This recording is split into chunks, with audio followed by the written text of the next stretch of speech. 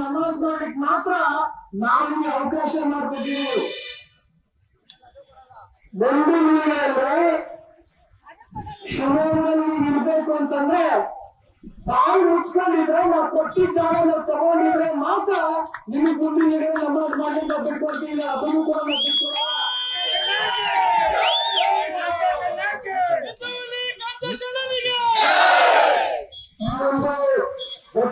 ಪ್ರತಿಭಟನೆ ಮಾಡುವಂತ ಅವಕಾಶ ಮಾಡಿಕೊಟ್ಟಿರೋದು ಜಿಲ್ಲಾಡಳಿತ ಮತ್ತು ಮಹಾನಗರ ಪಾಲಿಕೆ.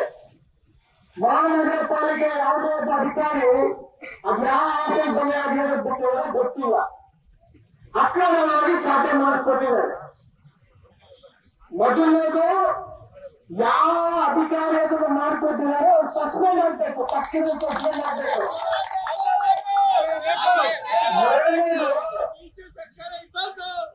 ಹೇಗೆ ಹಾಕಿದ್ದನ್ನ ಬ್ಯಾರಿಕೇಡ್ ಹಾಕಿದ ಜಿಲ್ಲಾಡಳಿತ.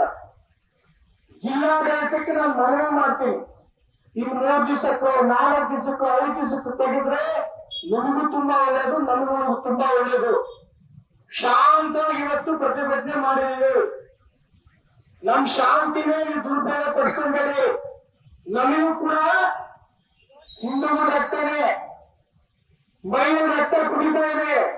ಯಾವಾಗ ಬೇಲಿ ಹೊಡಿತೀವೋ ಬ್ಯಾರಿಕೇಡ್ ಹೊಡಿತೀವೋ ಗೊತ್ತಿಲ್ಲ. ಬ್ಯಾರಿಕೇಡ್ ಹೊಡೆಯುತ್ತ ಪ್ರಶ್ನೆ ನಮಗೆ ತರಬೇಡಿ.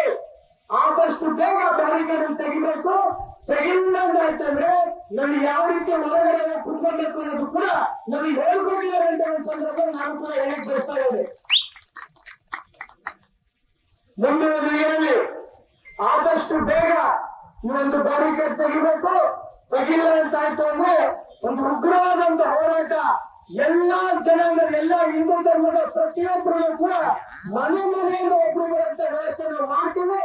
ಬಾಣವರು ತೆಗೆಯೋರ್ಗೂ ಕೂಡ ಬಿಡಲ್ಲ. ಆ ಒಂದು ಜಾಗ ಪ್ರತಿಯೊಬ್ಬ ಹಿಂದೂ, ಪ್ರತಿಯೊಬ್ಬ ನಾಗರಿಕರು ಅಂತ ನಾವು ಇವತ್ತು ಸಂದರ್ಭದಲ್ಲಿ ಹೇಳ್ತಾ. ನ್ಯೂಸ್ ಫಸ್ಟ್ ನಿರ್ಭೀತಿಯಿಂದ ನಿಮ್ಮ ಪರವಾಗಿ.